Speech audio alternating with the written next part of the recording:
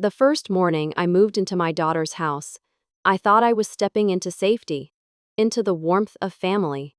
Boxes stacked around me, my photo frames trembling slightly with every step as movers carried them inside. I stood there, clutching my worn leather handbag, waiting for her smile. Instead, Sarah, my only daughter, 52 years old, looked me straight in the eyes and let out a laugh so sharp it cut through the air. "Adults pay rent, Mom," she said, her voice dripping with a cruel amusement. "You're not a guest. You're an adult. Adults pay rent." Her laughter still rings in my ears. It wasn't the light-hearted chuckle of a child who once ran into my arms. It was a metallic sound, cold and triumphant, echoing against the polished wooden floor. My chest tightened. My knees trembled as if the ground itself had betrayed me. For a moment, I couldn't breathe. My throat locked. My heart pounded like a fist against a closed door. I stared at Sarah's face. The face I had memorized through sleepless nights at the hospital. The face I once kissed when fevers kept her awake. Now those same lips twisted into a smirk that told me I was no longer her mother, but her tenant. The living room lights felt too bright, glaring down like interrogation lamps. My suitcase handle slipped from my grasp, thudding heavily onto the rug. I felt the sound echo up my spine. The smell of furniture polish mixed with the faint trace of Sarah's perfume, once comforting, now cloying. I stood frozen, surrounded by my own belongings, yet I had never felt more out of place. She turned away, already scrolling through her phone, as if my silence was confirmation of her rule. The distance between us was no longer measured in feet, but in decades of sacrifice she had just erased with one sentence. Inside me, a thought rose like a whisper, then hardened into a cry. I had spent my entire life paying debts for her. Money, time, health, years I would never get back. So what debt, after 78 years, do I still owe? The box of old hospital uniforms sat at the corner of Sarah's living room. The fabric smelled faintly of bleach, though the whites had long since faded to gray. I touched one sleeve, and suddenly the years rolled back like film unraveling. I remembered the nights I wore those scrubs, nights that bled into mornings, mornings that collapsed into afternoons without rest. 35 years as a nurse, stitching wounds, holding hands of the dying, rushing between beeping machines. 2 shifts a day, sometimes 18 hours straight. I used to whisper to myself in the staff restroom mirror, "One more shift, Margaret. Do it for Sarah." I counted every dollar. By the time I retired, I had set aside nearly $280,000. Not for vacations, not for myself, but for Sarah. Tuition, rent for her first apartment, car insurance, medical bills. Line after line, check after check.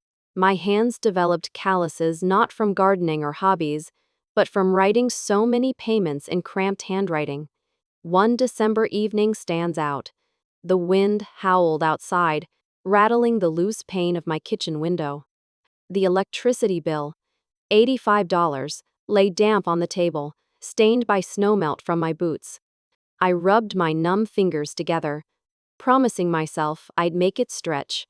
That same night, Sarah needed $200 for a new textbook. I didn't hesitate. I slipped the bill into an envelope, then walked it through the snow to her apartment mailbox. My gloves were soaked through, but my heart burned with determination. Years later, I still remember the contrast. I sat hunched on the sofa mending my cracked shoes with dental floss, while Sarah descended the staircase in a shimmering gown for her prom night. She twirled, radiant, asking, "Do I look beautiful, Mom?" I smiled so wide it hurt my cheeks, even though the soles of my own shoes left gray dust on the rug. She left in a limousine. I stayed behind with my needle and thread. There was pride in those moments, yes, but also a seed of something else. A question that whispered at the back of my mind. Was I teaching her that love meant endless sacrifice? I tried to ignore the little cracks that appeared over the years. like the time she frowned at the smell of bleach clinging to my sleeves when I hugged her at college, or when she casually said, "Mom, your money is for me, not for savings. You don't need it. I do." She laughed as if it were a joke, but her eyes were serious. Still, I kept giving. Every overtime shift I took was another brick laid on the path I thought would lead her to a better future. I told myself I was building her wings, even if it meant breaking my own back. But now, standing in her living room decades later, hearing her laugh at me for daring to exist without rent money, I realized those early signs had been warnings. Warnings I chose to silence, because hope was easier than truth. Had I, in all my devotion, taught my daughter that my life was hers to spend? It was late evening when the house finally went quiet.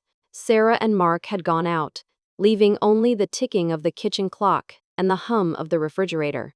I sat at the table, staring at the bank statement spread before me.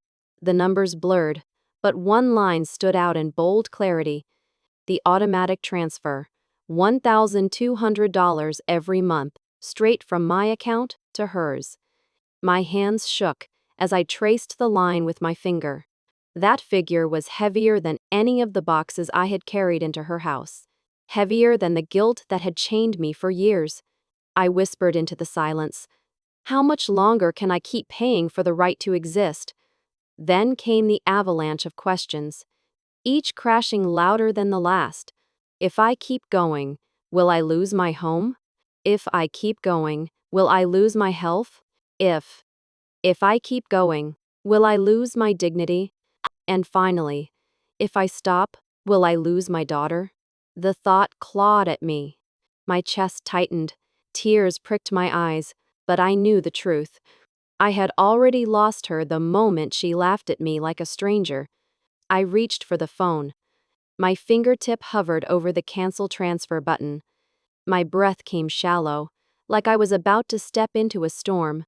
For decades, every instinct in me had screamed to protect her, to give, to sacrifice. And now the same instincts screamed something different. Protect yourself. I pressed the button. A soft electronic chime confirmed the cancellation. But in my ears, it sounded like a door slamming shut. My heart pounded, not from fear this time, but from a surge of unfamiliar power. I walked to my bedroom. The small safe sat in the corner, scratched and dented from years of use. I turned the key, opened it, and stared at the few documents I had left. My will, my pension records, a handful of savings bonds. I closed the door, locked it, and slipped the key into the back of the drawer.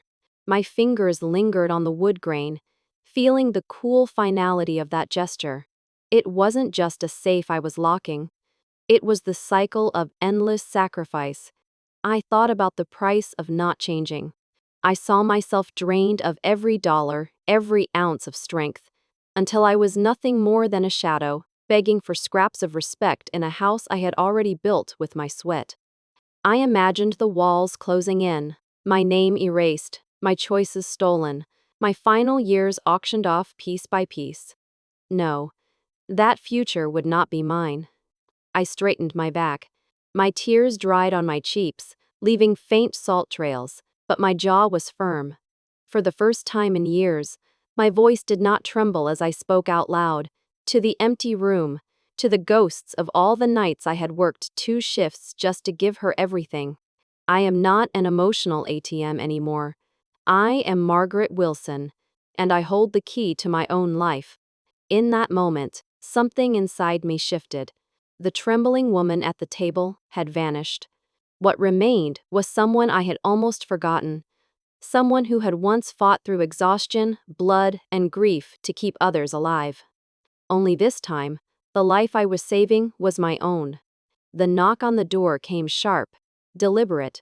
I already knew it was them. Sarah, her husband Mark, and the man in the gray suit they had mentioned on the phone. I took a deep breath, my hand trembling slightly as I opened the door. They filed into the living room, as if they owned it.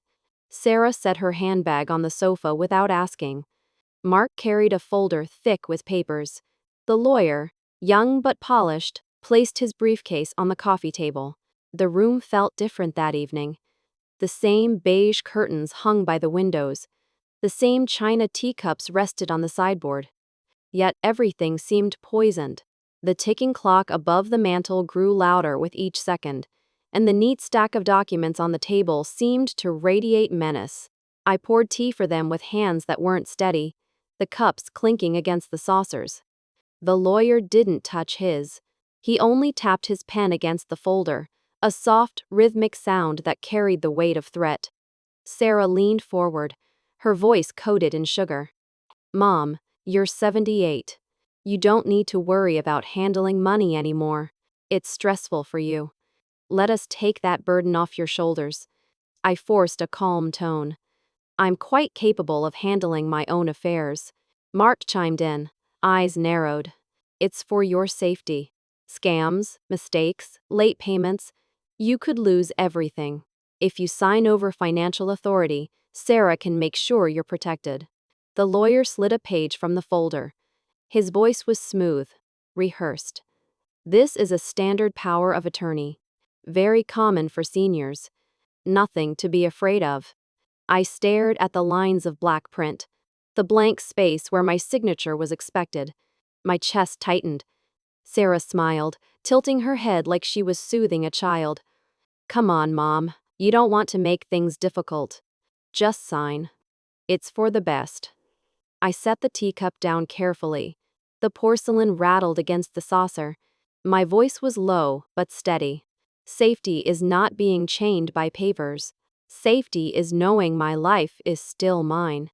The air shifted. Sarah's smile faltered, hardened. "You're being stubborn. Don't you trust your own daughter?" "Trust," I whispered, "isn't demanded with a pen. It's earned with respect." Mark's fist hit the table, rattling the papers. "Do you even realize how ungrateful you sound? After everything we do for you?" I looked him straight in the eye. "Ungrateful? I gave decades of my life so Sarah could have hers. I don't owe anyone my freedom." The lawyer cleared his throat, pushing the form closer. "If you refuse, there could be complications. Courts sometimes interpret resistance as mental decline. Better to cooperate voluntarily." His words landed like a blow. They wanted to paint me as incompetent. My fingers tightened around the armrest of my chair. Sarah's voice cut in, sharp now. "If you don't sign, Mom, we'll have no choice but to take legal action. You could lose control of everything." The pen lay on the table, gleaming under the light. For a moment, I saw my reflection in its silver clip. A woman cornered, trembling. But then something inside me shifted. My breath steadied. My back straightened. I pushed the papers back across the table. "From this day on, I draw my boundary. My life, my money, my name. They remain mine." Sarah's face twisted. "You'll regret this." "Maybe," I said, my voice stronger than I expected. "But regret is better than living as a prisoner in my own home."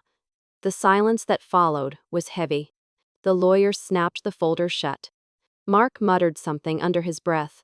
Sarah grabbed her bag, her heels striking the floor like gunshots as she stormed out. When the door slammed behind them, the house shook. The echo lingered long after they were gone. I stood alone in the living room, my knees trembling, my hands clammy. But my heart burned with something fierce and alive. For the first time in years, I felt taller than my shadow. The envelope arrived on a Wednesday, February 12, 9:27 a.m. I wrote the time in my notebook because my hands wouldn't stop shaking. It was thick, the kind of thick that means trouble. The paper rasped against my skin as I slid it open with a butter knife. Inside, a court notice, a petition for guardianship, and a sworn declaration claiming I was inconsistent, forgetful, incapable. The floor felt like it tilted. The refrigerator hummed too loudly, a mosquito whine that got under my skin. On the street, a delivery truck backfired, and I startled so hard the knife clattered to the tile. I read Sarah's name at the bottom of the declaration, tidy and precise. That familiar signature became a razor. By noon, the word had traveled faster than the wind that shoved against the maple trees. In the grocery store, Mrs. Hargrove from 3 doors down eyed my basket and spoke with the bright, pitying voice people reserve for the very old or the very lost. Doing your shopping alone, Margaret? Brave, at your age. At my age, I said, enunciating each syllable, I still prefer my own company. She smiled the way you smile at a child, swearing she's not afraid of the dark. At 5016 p.m., I documented the first call from an unknown number that hung up when I answered. At 7002 p.m., a second call. A woman from Senior Safety Alliance offering help with finances. Certain I'd been targeted by scams. I asked who referred me. She couldn't disclose. I wrote that down too. I created a new notebook. Red cover, ruled pages. On the front, Ledger of Truth. Inside, I dated every page. X12, 9027 a.m. Court letter received. C22, 12 to 12, 12038 p.m. Grocery encounter. Condescending tone. Those 212. 5016 p.m. Unknown call, no message. 222, 7002 p.m. Senior Safety Alliance sales pitch. Refused to name source. That night, the wind turned mean, flinging twigs like insults against the window. I set up my small security camera, the one my neighbor's grandson had shown me how to operate, and pointed it at the front path. I dug out a shoebox where I'd kept old bills, rubber banded by month, and laid them in neat stacks on the dining table. The paper smelled faintly of dust and lemon cleaner. Evidence has a scent. So does betrayal. The next day, a rumor arrived before the mail did. Mr. Alvarez, who always waved from his porch, avoided my eyes. I heard whispers. Poor thing. Not safe alone. I heard she left the stove on. I don't own a gas stove. By Friday, Mark was back alone this time. He didn't bother with pleasantries. He stayed on the porch, hands in his coat pockets, like he was keeping a secret warm. This doesn't have to get ugly, Margaret, he said. Sign the POA. Judges like cooperative seniors. Seniors, I repeated, tasting the word. Do you speak to all women like this? Or only the ones who paid your wife's college loans? His jaw ticked. We're trying to protect you. I lifted the red notebook so he could see the title. I'm protecting myself. He left a flyer wedged in the doorjamb. Preparing for cognitive decline. I slid it under the camera's eye so the timestamp captured it. 2HT 14 3001 p.m. Then I filed it under insults in a folder I labeled The Theater of Concern. The first witness statement landed the following week. A photocopy, highlighted. A neighbor swore she'd seen me wandering at 11 p.m. Confused. I checked my notebook. Ease 27, 9, 11,000 p.m. Call with Carol about her cat's medication. East TAC. 11, 23 p.m. Text from Ethan, reminding me of our appointment. I printed the phone records. Paper outweighs gossip. It's heavier in the hands. People can be mistaken, Ethan said when we met. He was younger than I expected. 30s, with a steady gaze and a voice that made you want to breathe slower. He wore a blue tie with tiny white squares. Or people can be coached to remember what helps them. Which kind is this? I asked. He shrugged. The kind we defeat with receipts. Bring everything. We'll stitch a pattern they can't easily cut. I liked that he said. Wait. I liked that he said stitchicky. Nurse's stitch. Survivor's stitch. I pulled my tote onto his desk and began lining up the months. December, January, February bank statements, pharmacy receipts, ID renewals, every boring proof of competence. Boredom, I was discovering, is a shield. Back home, the neighborhood turned fickle. The ones who used to borrow sugar stopped knocking. The ones who never waved started waving too hard.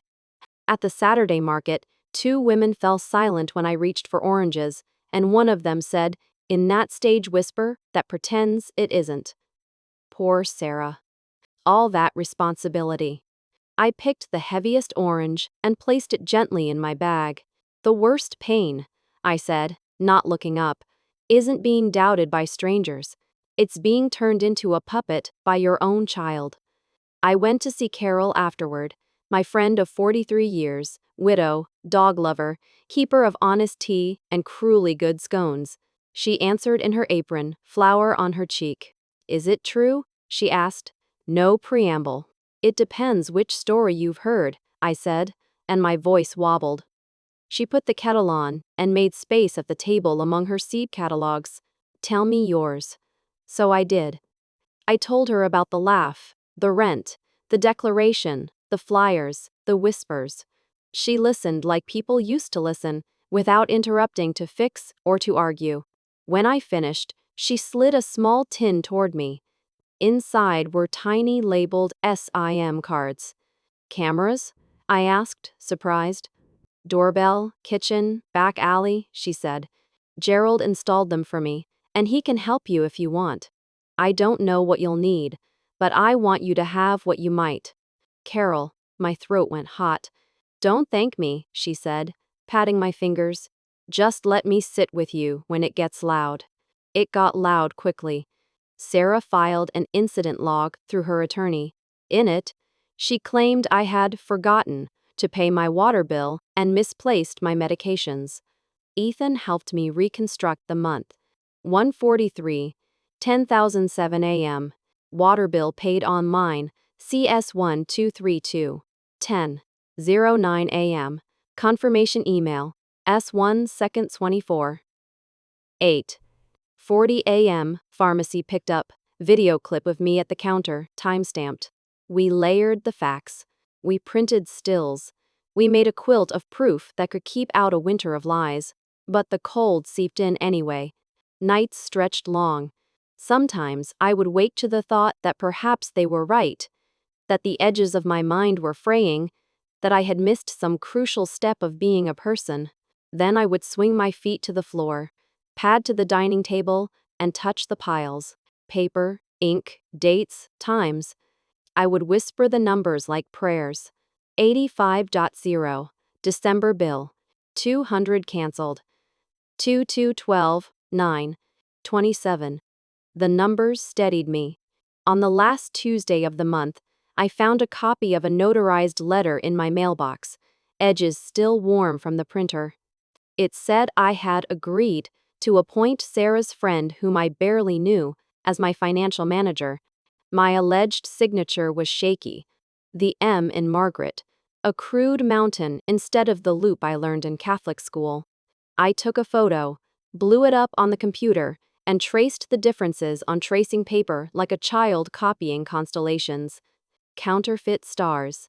I brought it to Ethan. He compared it with my passport, my driver's license, even a Christmas card I'd signed the year before. We'll get a handwriting expert, he said, and a notary log. If it exists, we'll subpoena it. Sarah knows I never leave things unsigned, I murmured. She knows my M. He looked at me for a long moment.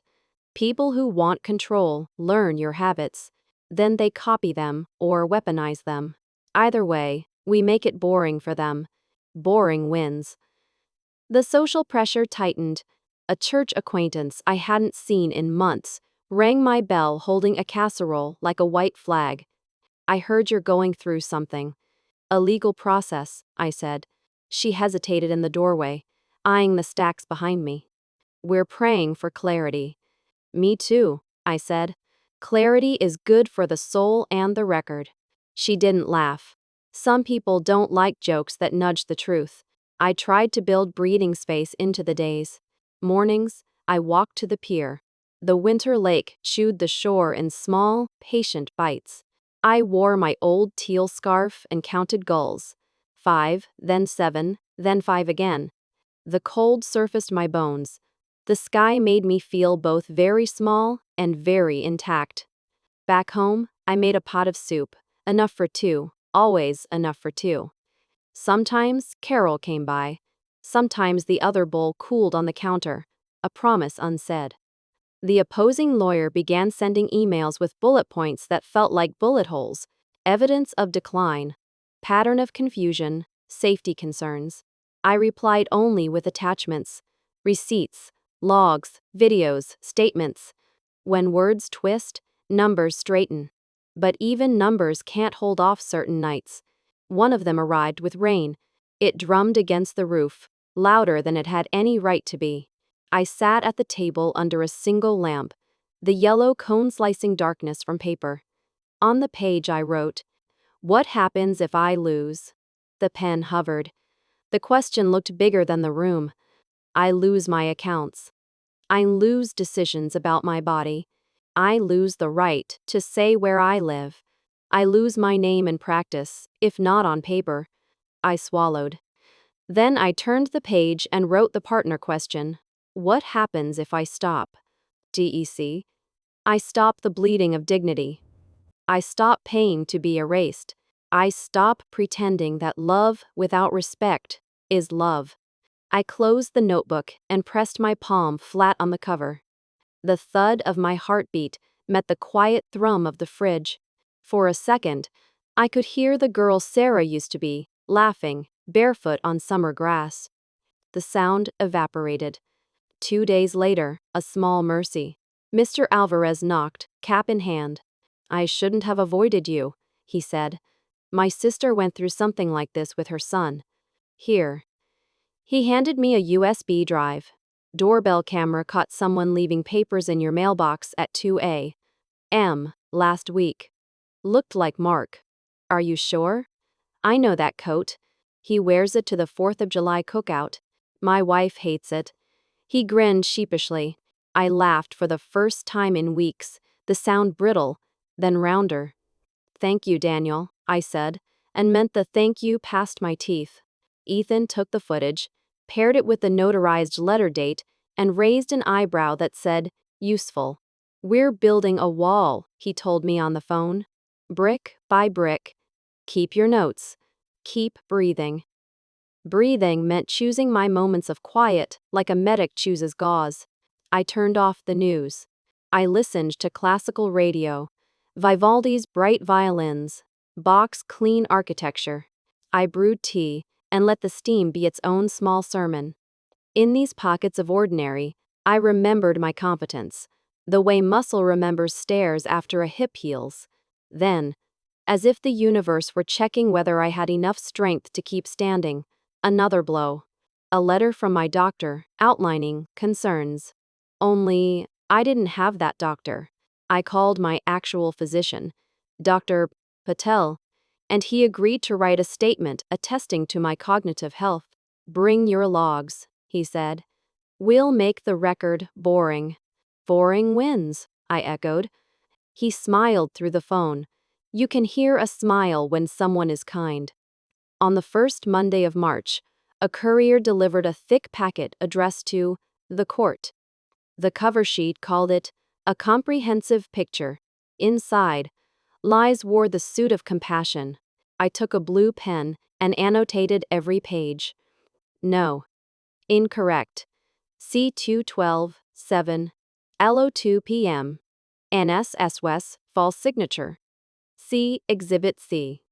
GIM L stresses are resses on rumor.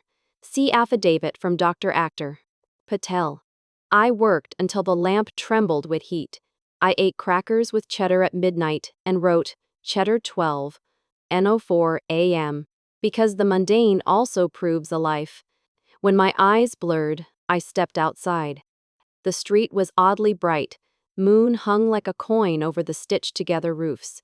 A cat crossed my path, its collar bell tinkling, a tiny, stubborn sound. I thought of the bell I'd worn on my name badge all those years, the one that called me to the next room, the next body that needed holding. I had held so many. How strange to be asked now to let go of myself.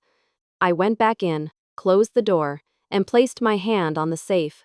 The key lay in the drawer, cool as a thought I could trust. "The worst pain," I said into the quiet, "isn't being doubted by strangers.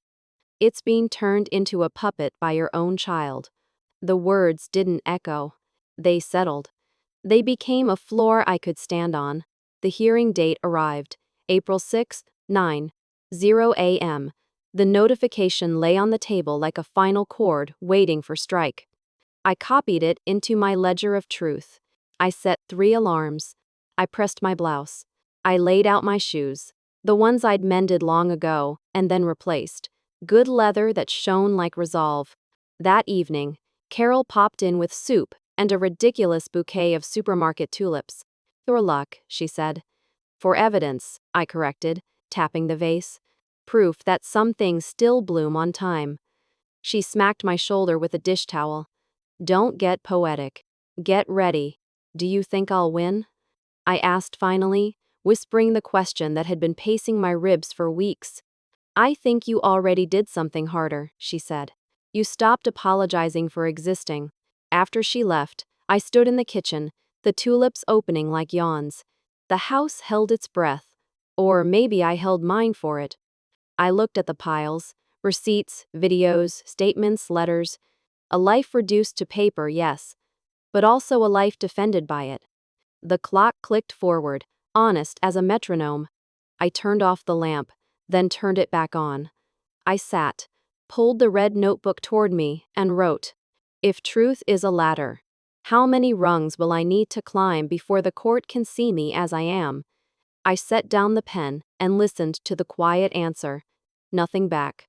How high is high enough? It was close to midnight when I went to take the trash out. The kitchen light buzzed faintly overhead, casting a pale yellow on the linoleum. As I lifted the bag, a folder corner slipped out, peeking like a tongue from behind crumpled paper towels. Curious, I tugged it free. The plastic crinkled, releasing the smell of coffee grounds and bleach. Inside was a sheet of paper, slightly damp, edges curled. I smoothed it against the counter, and my breath caught. My name. My signature. Only it wasn't mine. The M of Margaret was jagged, wrong like a child, tracing a mountain they'd never climbed. The loops that should have been fluid were broken, stuttered. The paper felt cold under my fingertips, and I could hear my heartbeat in my ears, fast and uneven. I staggered back against the sink. The faucet dripped once, a hollow metallic plink that sounded too loud in the stillness. I whispered into the kitchen air. She forged me. My own daughter forged me. The clock ticked. Each second felt like an accusation. I pressed my hand flat over the page, as if I could absorb its poison. My thoughts came like hammer blows. This is no longer just cruelty. This is theft, DHD. This is no longer family. This is war.eg. If I stay silent, I will vanish from my own life. H. Mater. I picked up the page again, holding it close to the lamp. Ink smudged faintly at the corner where someone had handled it too soon. The smell of toner lingered. I imagined Sarah at a desk, sliding the paper into a printer. Her face set with determination. Not the determination I once admired, but something colder, sharper. My chest tightened, but my eyes burned bright. This was proof. This was the wound and the weapon all at once. I spoke aloud, my voice low, steady, almost surgical. "Sarah, you forgot. I was a nurse. I know how to stop the bleeding, even when the patient fights me. I know how to save someone who doesn't want to be saved. And now, I will save myself." I folded the paper carefully, slid it into a clean envelope, and wrote the date on the front. March 3rd, 11:47 p.m. My handwriting was steady, deliberate. Evidence. For a moment, grief welled in my throat, thick, bitter. The image of Sarah as a child flashed before me, drawing crayon suns on scrap paper while I prepared her lunch. That same hand now copied my name, carving me out of my own future. But the grief did not drown me. It fueled me. I went to the bedroom, pulled open the drawer, and lifted the phone. Ethan's card sat inside, the ink slightly worn at the edges from my fingers rubbing it like a worrystone. I dialed. His voicemail answered. calm and measured. "This is Margaret Wilson," I said, my voice sharper than I expected. "I've found proof. I want you to take the case officially. I won't be silent anymore." I hung up and sat on the bed, the envelope resting on my lap like a small, heavy truth. My hands still trembled, but not from fear, from resolve. I stared at the dark window. My reflection looked back, lined, tired, but alive with something fierce. For the first time, I wasn't just surviving my daughter's betrayal. I was preparing to fight it. I whispered to the woman in the glass, "I am not a forgery. I am not a puppet. I am Margaret Wilson. And I hold the pen that writes my life."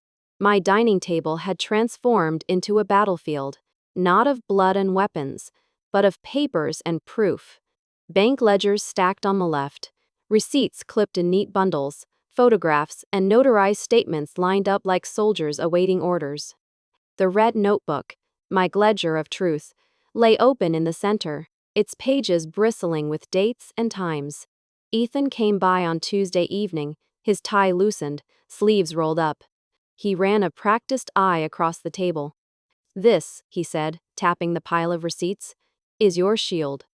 This," he added, lifting a USB drive from the stack, "is your sword." I almost laughed. Me, a 78-year-old widow, armed with paper and plastic, marching into court like a warrior. But the laughter never came. My lips tightened instead, because I knew he was right. For days, I lived among the evidence. I labeled boxes, highlighted bank transfers, and replayed video clips from my security camera until the beeps of the timestamp etched themselves into my dreams. Every detail mattered. Every dull little number. Every mundane bill. They weren't just scraps of life. They were proof that I was still the author of my own days. At night, I stood in front of the bathroom mirror. The light was too harsh, showing every line in my face, every shadow under my eyes. I rehearsed my testimony. "My name is Margaret Wilson. I am 78 years old.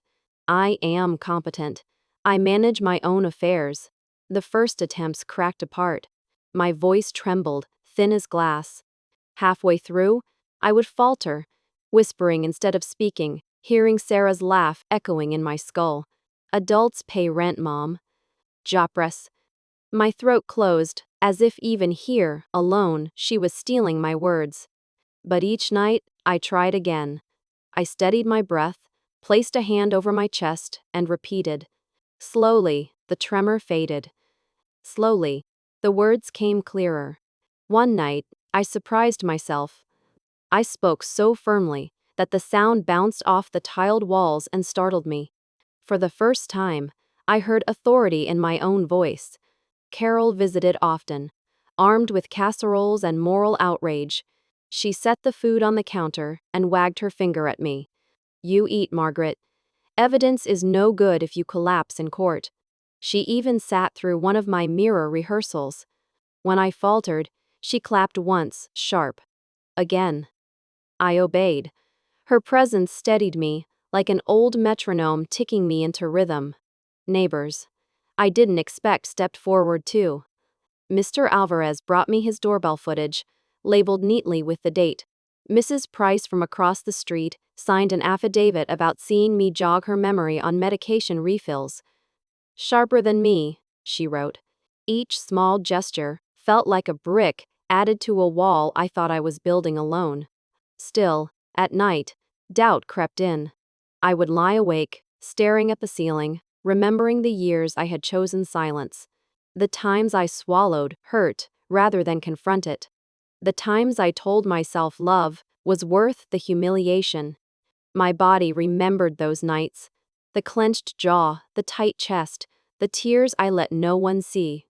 And I whispered to the dark, "Not this time. This time, I will not go quiet." One evening, Ethan asked me to practice in his office.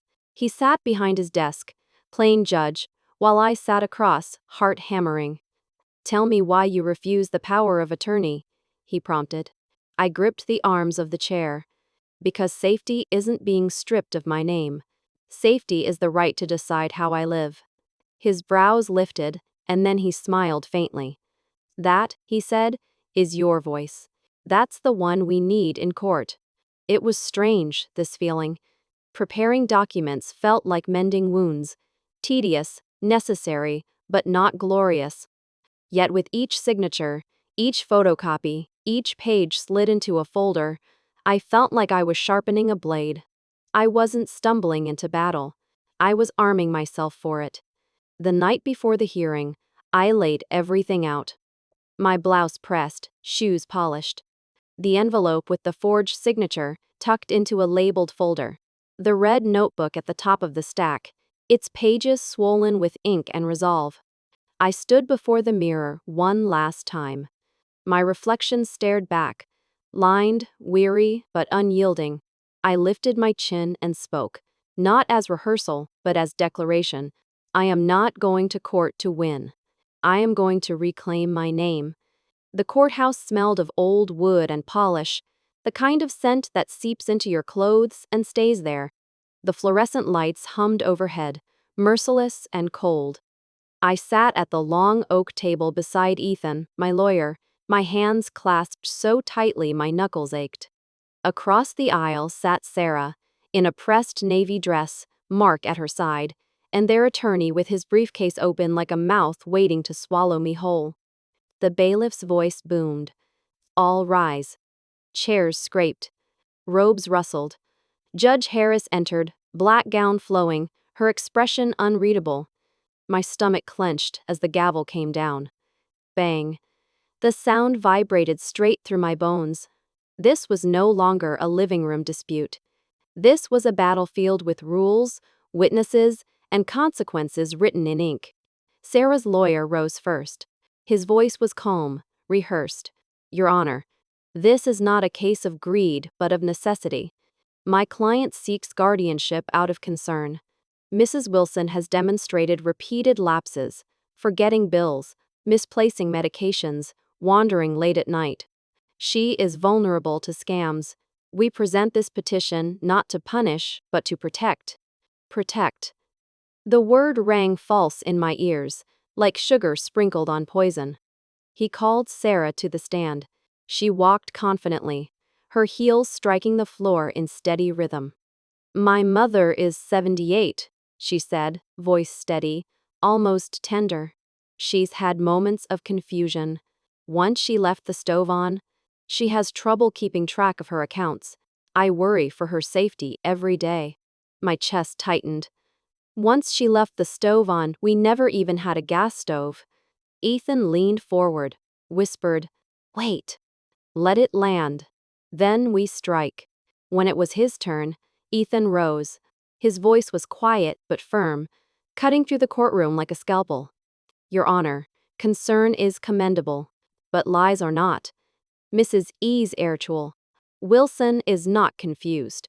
She is competent, meticulous, and she keeps records. He held up my red notebook, thick with dates and times. This is her ledger.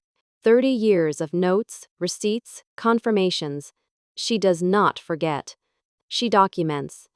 He pressed a button, and the screen flickered to life with video footage from my security camera. The timestamp glowed. January 24, 8:40 a.m.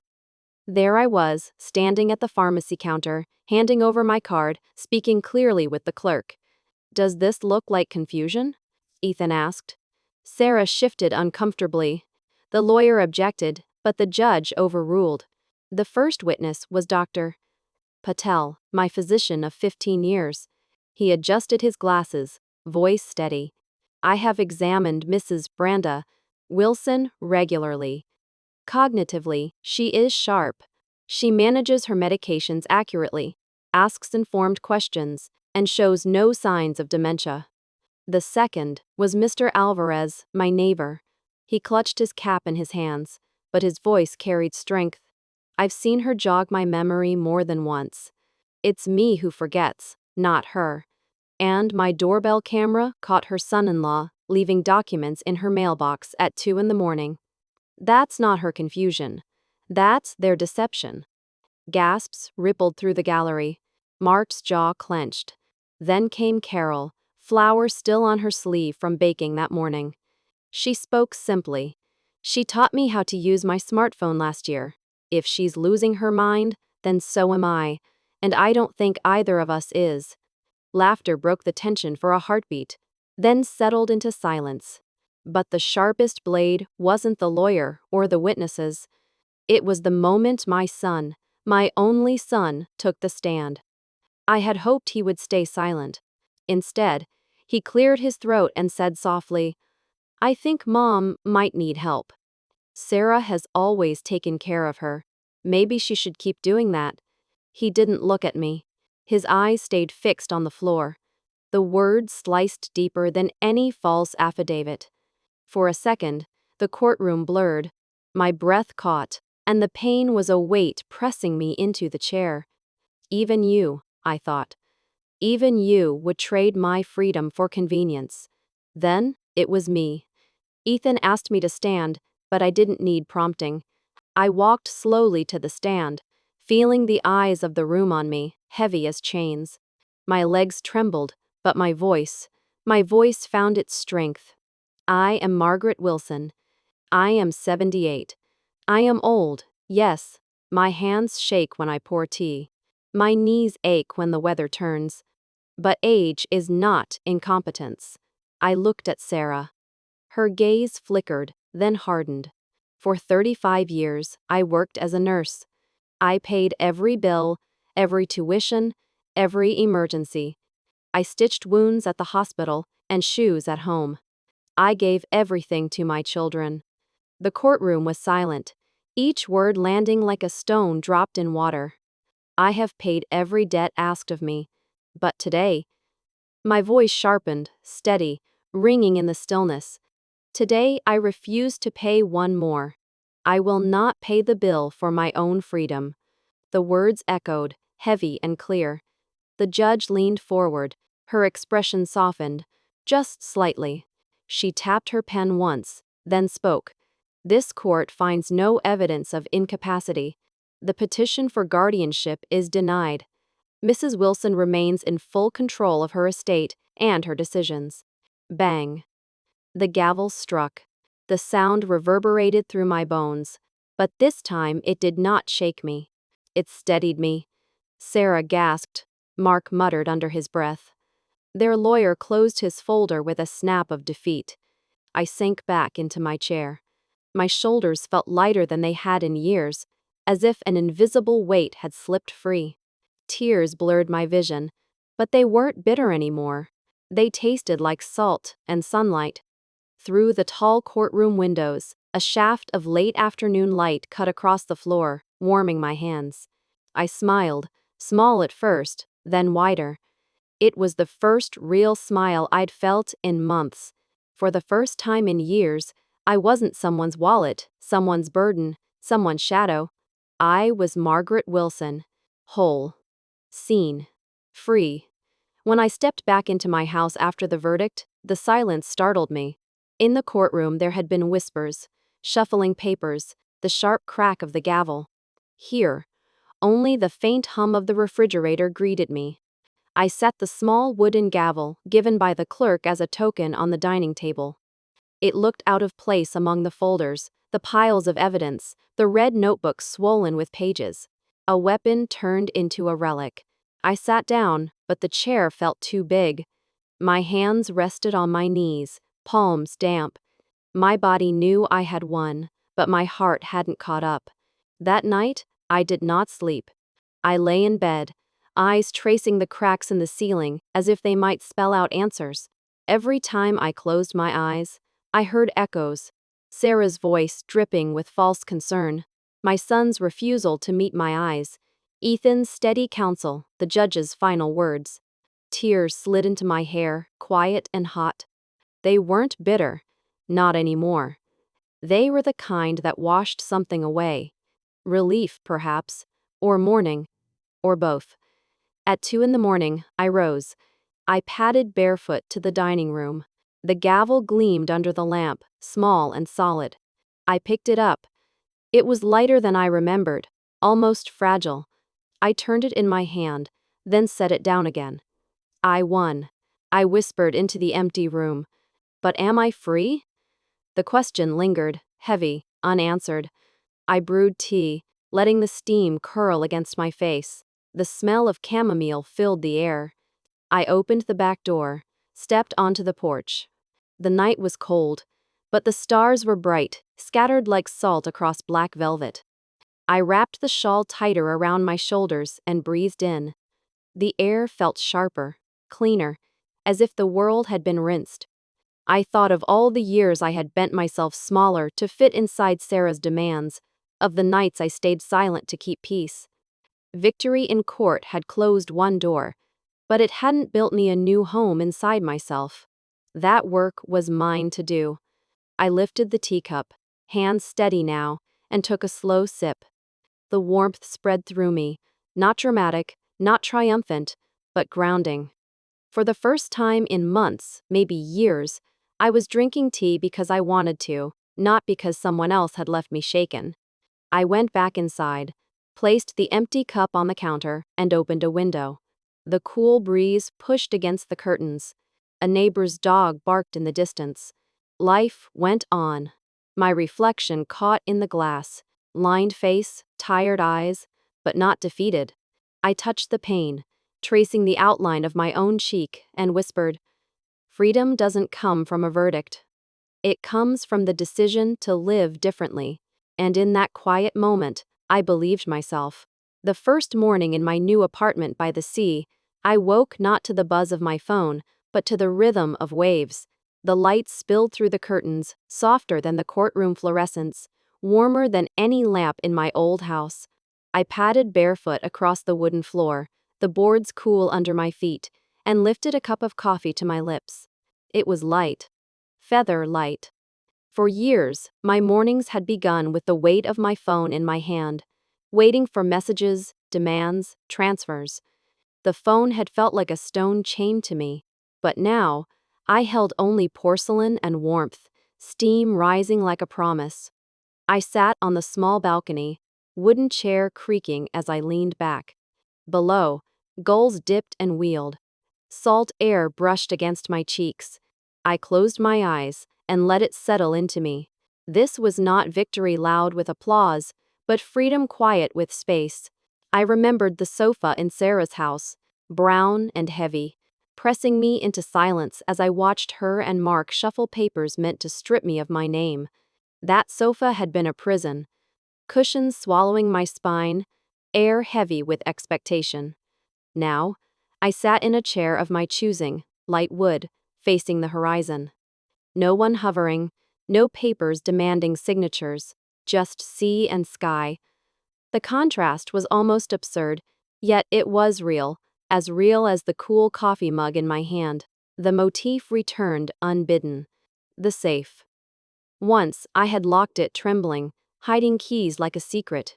Here, I owned no safe. My documents lay neatly in a drawer, but I no longer felt chained to them. The weight had shifted, from fear of losing to confidence in keeping. Liberation didn't come in grand gestures. It came in the ordinary things I had long denied myself. I signed up for a painting class at the community center. My hands, used to stitching wounds and sorting receipts, now smear color across canvas. The first attempt was clumsy, the sea a blur of blue and gray. But when the teacher leaned over and said, "There's movement in your brush," I laughed. A real laugh, not the brittle one I had carried for years. I volunteered at a local shelter, folding donated clothes, serving soup. People there didn't ask for my bank account or for proof of competence. They asked only, "Can you help?" And I could say, yes. Sometimes I walked along the boardwalk, scarf trailing in the wind, smiling at strangers.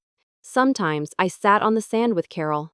She visited often, flowers still clinging to her sleeves, and we watched the tide drag lines into the shore.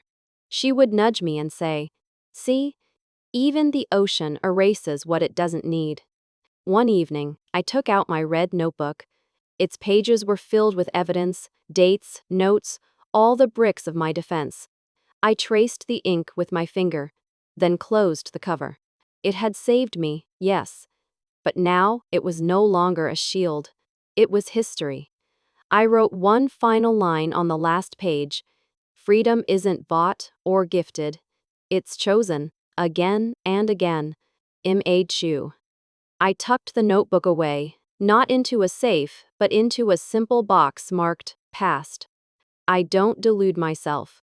Love cannot be purchased. I spent years trying to buy it with overtime shifts, with prom dresses, with tuition checks. Real love doesn't send invoices. Boundaries are not walls.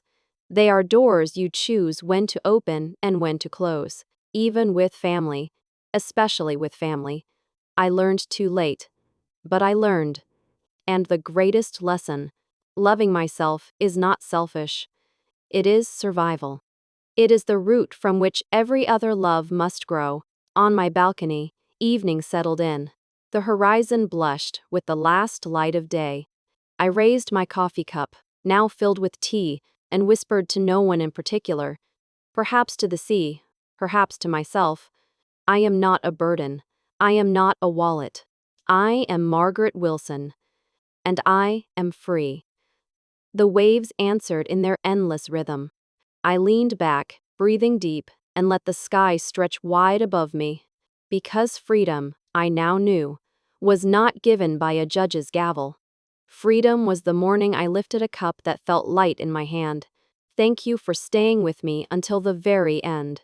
If you are still reading, it means you walked beside me through the laughter that cut like a knife, through the nights of doubt, through the courtroom where I fought not only for my estate, but for my dignity. That companionship matters more than you know. I am Margaret Wilson, 78 years old. For years, I was treated as if I were nothing more than a wallet that could walk, a mother whose value was measured only in dollars transferred and debts erased. But today, I stand holding the key to my own freedom. And so I want to turn to you, the one reading these words.